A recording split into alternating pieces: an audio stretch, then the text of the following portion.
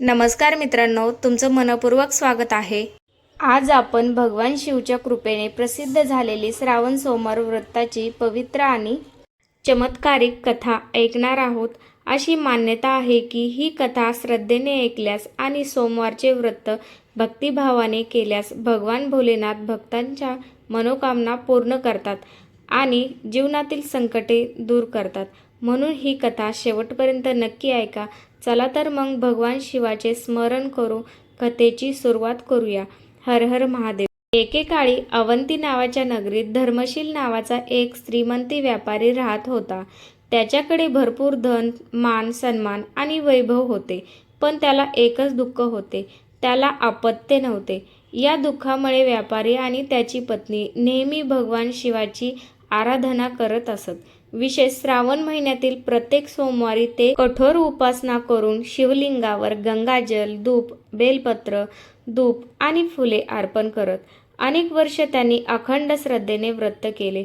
भगवान शिव त्यांच्या भक्तीवर प्रसन्न झाले। एके रात्री व्यापाऱ्याला स्वप्नात दर्शन देऊन म्हणाले, तुझ्या घरी पुत्राचा जन्म होईल, परंतु त्याचे आयुष्य फक्त 16 वर्ष असेल।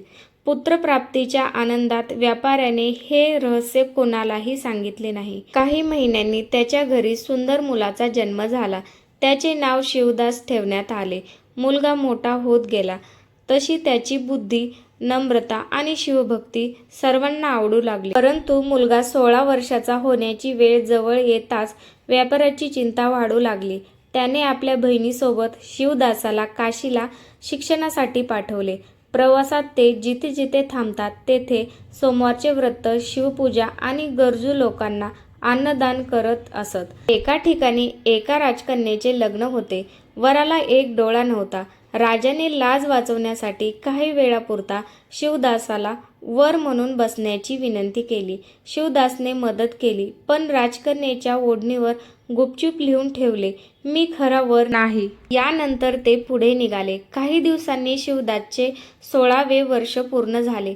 त्या दिवशी त्याने 16 सोमवारचे व्रत केले, शिवपूजा केली आणि दान धर्म केला, पण नियतीप्रमाणे तो अचानक बेशुद्ध पडला। त्या क्षणी माता पार्वतीने भगवान शिवांना विनंती केली, प्रभो, हा माझा इतका मोठा भक्त आहे, याचे प्राण वाचवा। भगवान शिव म्हणाले, याचे आयुष्य संपले आहे। पण माता पार्वतीच्या आग्रहामुळे आणि शिवदासाच्या अखंड भक्तीमुळे भगवान शिवांनी त्याला जीवनदान दिले आणि दीर्घ आयुष्य असा आशीर्वाद दिला। शिवदास सुखरूप घरी परतला।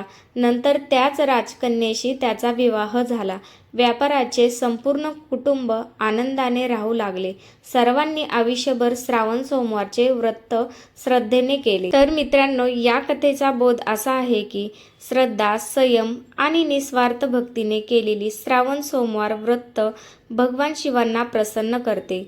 ते भक्तांचे संकट दूर करून त्यांना सुख, समृद्धी आणि दीर्घ आयुष्याचा आशीर्वाद देते। ही होती श्रावण सोमवार व्रताची पवित्र कथा।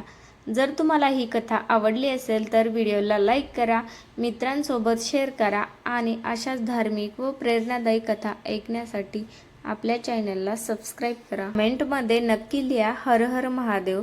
पुन्हा भेटूया एका नवीन सुंदर कथेसह। तोपर्यंत धन्यवाद। हर हर महादेव। ओम नमः शिवाय।